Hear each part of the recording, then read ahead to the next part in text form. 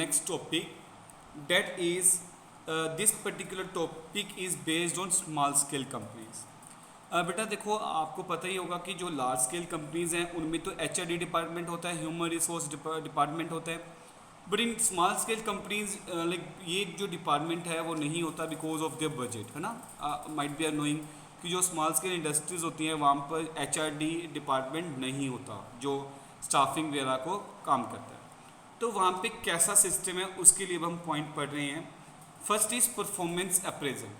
Performance appraisal का मतलब होता है चेक करना the performance of the individual, कि जो हमने उनको टास्क दिया था are they performing the task accordingly, क्या वो काम प्रॉपर वे से कर रहे हैं या नहीं कर रहे हैं. तो यानी कि when we are checking the things, उनको प्रॉपरली उनकी परफॉर्मेंस को चेक करना, इवेलुएट करना एंड देखना कि वो प्रॉपर काम कर रहे हैं या नहीं कर रहे हैं, उसको हम क्या बोलते हैं, परफॉर्मेंस अप्रेजल. देखो स्टार्टिंग में स्टैंडर्ड्स वी हैव सिलेक्टेड, हमने जो स्टैंडर्ड थे वो सिलेक्ट कर लिए थे.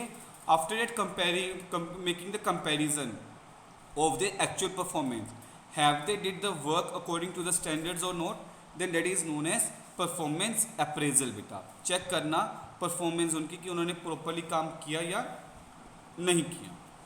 First point is clear. Second is performance and career planning. Promotion का मतलब है when the person is doing a good job. जब कोई एम्प्लॉई हमारे बिजनेस में अच्छा काम करता है, what we used to do, हम उसकी क्या कर देते हैं, प्रमोशन कर देते हैं. प्रमोशन में क्या होता है, we are not only increasing the salary, हम उसकी जॉब सेटिस्फेक्शन को भी इंक्रीज करते हैं एंड उसको ज़्यादा रेस्पॉन्सिबिलिटीज़ भी दे देते हैं. जरूरी नहीं है कि हम प्रमोशन का मतलब सिर्फ यही होता है कि उसकी सैलरी इंक्रीज करना. प्रमोशन में कई बार रेस्पॉन्सिबिलिटीज़ भी बढ़ जाती हैं एंड जॉब सेटिस्फेक्शन भी बढ़ जाती है. It is not compulsory to have the increase in the salary promotion में. बेटा क्लियर. एंड करियर प्लानिंग का मतलब क्या होता है, जब हम उसको गाइडेंस देते हैं अबाउट द फ्यूचर प्लान्स. जब हम कहते हैं कि आप लाइक जैसे सपोज करो कोई हमारे पास बीकॉम वाला कोई है, हमारे पास एम्प्लॉई है, we are encouraging him to do MBA और MCOM. आप आने वाले टाइम के लिए कोई कोर्सेज करो, कुछ रिसर्च करो, तो वो क्या है, करियर प्लानिंग. बेटा जान के हम उसको करियर प्लानिंग के बारे में भी बताते हैं. Next is compensation. I think compensation always plays an very important role. This is a reward for the work. बेटा जब भी कोई पर्सन हमारे बिजनेस में काम करता है तो obviously according to that particular sake only we have to reward that particular person. जो रिवार्ड होगा उसको हम क्या बोलेंगे, कंपनसेशन बोलेंगे. So compensation can be termed as salary, pay, incentive, bonus, हम ये सब कुछ उसको बोल सकते हैं.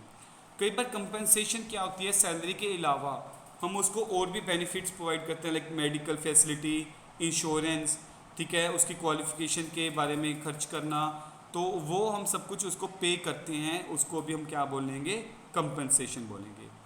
जो डायरेक्ट कंपनसेशन होती है बेटा वो 2 टाइप्स की होती है, हमने पढ़ा भी था. कैन यू टेल मी, जो कंपनसेशन होती है वो आप कैसे डिसाइड करोगे, कैसे आप अपने वर्कर्स को पे करोगे. Let's see your knowledge in previous chapters. हमने एक सिस्टम भी पढ़ा था.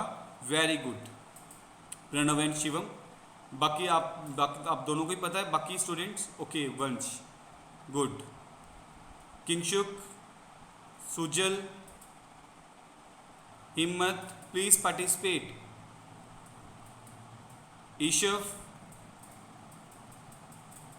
कौन से 2 रेट थे बेटा जिस पे हम कंपनसेशन पे करे थे, they are yes R rate system and P set system. R rate में क्या था, हाउ मैनी आवर्स, कितने घंटे वो काम कर रहा है उसके अकॉर्डिंग हम उसको पे करे थे.